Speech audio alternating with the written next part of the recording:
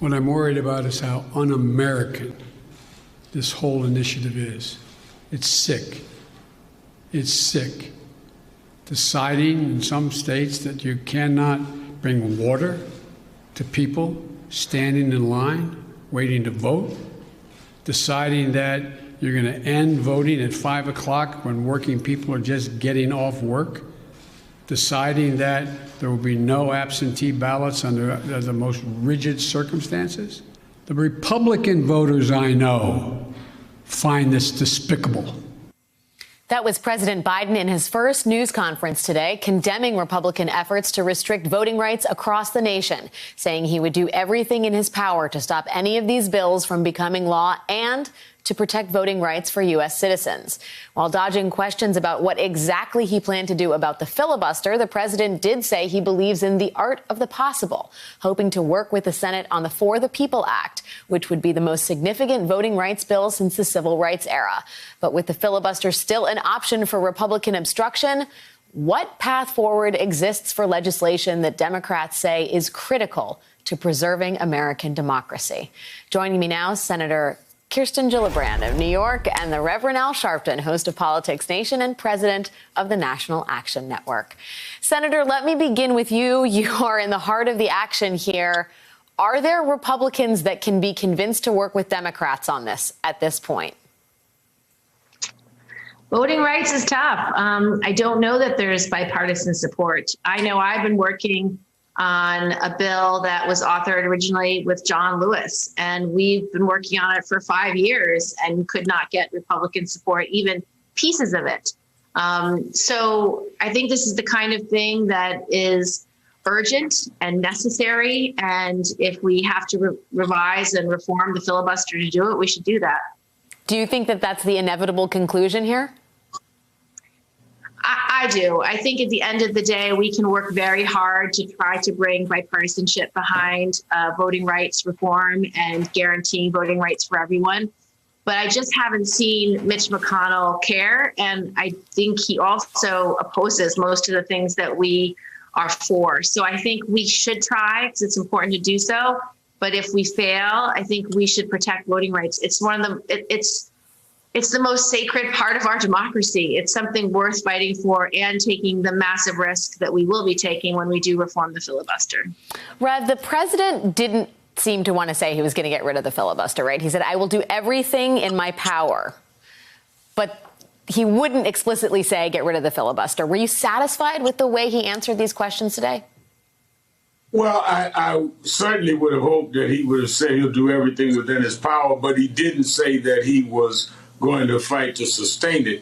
What I am saying, though, is that many of us in the civil rights community need to put pressure on some of those that are blocking any kind of filibuster reform, including some of those that like Senator Manchin and others that have been less than forthright in this issue. We're talking about a technique that has been used since the 1800s in mostly civil rights, racial, or voting rights issues. This is a tool of segregationists, and we should not act like this is just something that is anyway divorced or separate from those that have always wanted to use it as a way to block the Senate and block the Congress from giving fair and equal rights to Black people and other people of color. And here we are in a day of reflection in this country, from George Floyd to what has happened to Asian Americans, debating about whether or not we are going to get rid of the Senate tool that has always preserved segregation. I think that it is something that we've got to take head on and not be apologetic about it. Yeah, Reverend, you have been putting pressure on Democrats like Joe Manchin, who have expressed reluctance in terms of getting rid of the filibuster. Do you think with enough pressure, he can be made to see the light, if you will?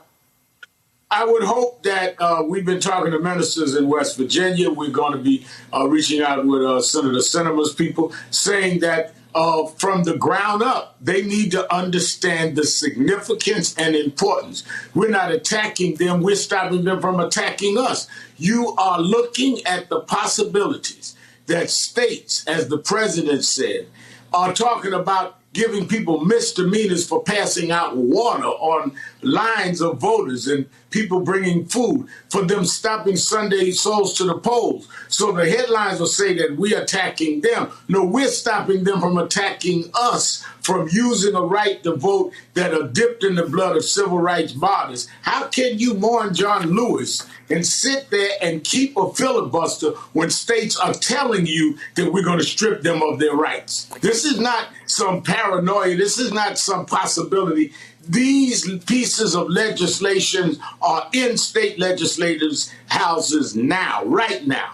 And we need to deal with this. And the only way to deal with it is we're going to have to get rid of the filibuster. Yeah, there's a lot of racism on both sides of this, right? There are the racist voting restrictions that are floating all over the country.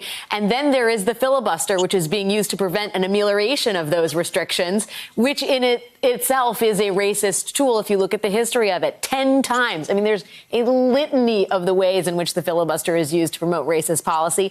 10 times the filibuster was used against civil rights bills starting in 1874 all the way to 1976. Senator, the president was asked today, did he concur with President Obama's assessment that the filibuster was a relic of Jim Crow? Let's listen to what he said.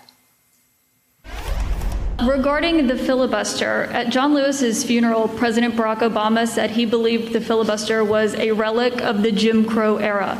Do you agree? Yes. If not, why not abolish it if it's a relic of the Jim Crow era?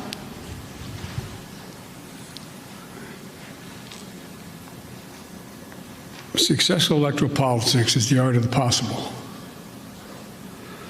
Let's figure out how we can get this done and move in the direction of significantly changing the abuse of even the filibuster rule first. It's been abused from the time it came into being by an extreme way in the last 20 years. Let's deal with the abuse first.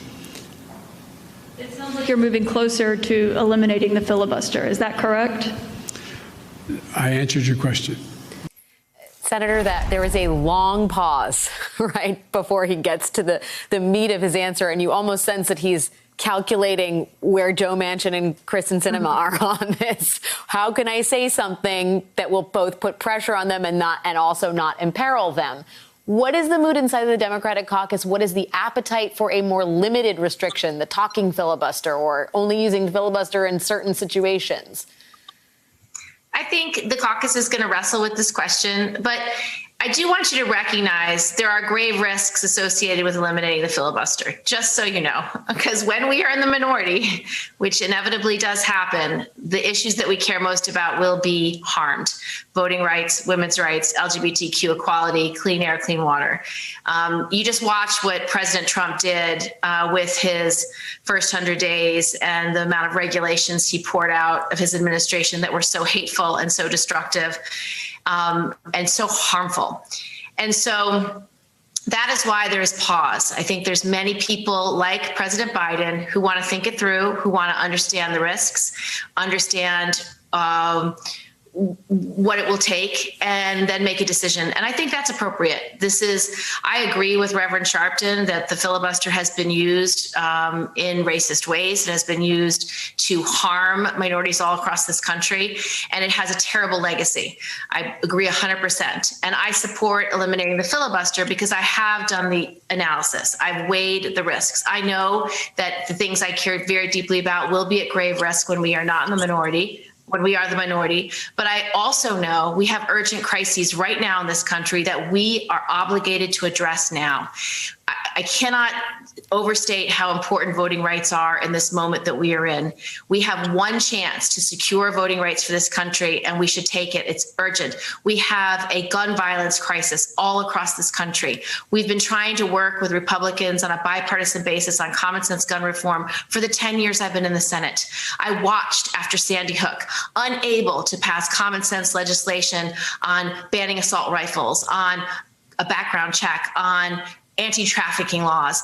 I've seen families like the family of Nyasha Pryor Yard who have suffered so deeply because of gun violence in our communities in New York City. So these are just two examples of the kind of urgent issues that frankly deserve a vote and deserve an up or down vote at 51. And if the only way that we get votes on these basic human rights related issues is by abolishing an arcane procedure that was not in the Constitution in the first place, we should do that. But it may take time for us to work through all the risks, all the concerns, and talk through it with our colleagues. And I want to be respectful of that process. That is an important deliberative process, and I support it. But I do think this is the moment for us to govern and to make a difference and to help people, and that's what I'm focused on doing.